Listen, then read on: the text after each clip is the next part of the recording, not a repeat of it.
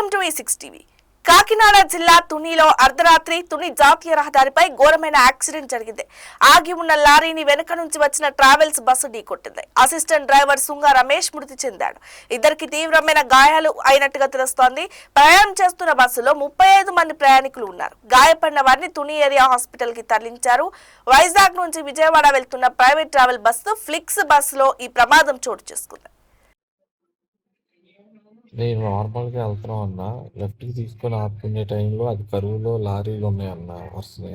దానివల్ల బండి స్లోలో ఉన్నా కూడా ఎళ్ళి అయి రాడ్స్ ఉండటం వల్ల తగిలి అది వల్ల మా పక్కనున్న డ్రైవర్ కూడా చనిపోయారు.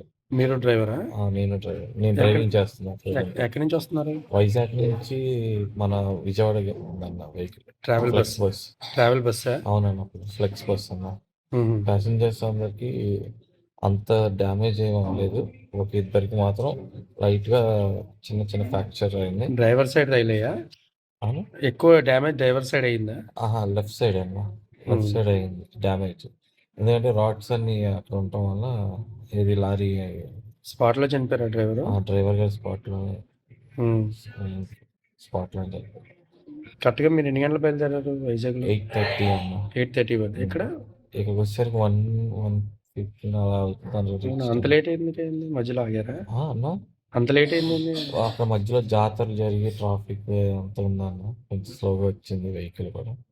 అందువల్ల డిలే అవుతూ వచ్చింది. మధ్యలో టీ తాగుతూ వచ్చాము. డ్రైవర్ గారిది ఎక్కడండి? ఏ ఊరు? గన్నవరం దగ్గర చిన్నపల్లి. విజయవాడ దగ్గర గన్నవరం దగ్గర చిన్నపల్లి అన్న. మిగిలిన వారికి అందరికీ చిన్న చిన్న ఇద్దరికి కొంచెం చిన్న చిన్న ఫ్రాక్చర్ అయిందన్న. మీకు కాల్ ఇంజూరా? నాకు లెఫ్ట్ కాల్ ఇంజూరీ అన్న. సివియర్ కొంచెం. అవునా? బ్రేక్ అయిందన్నారా?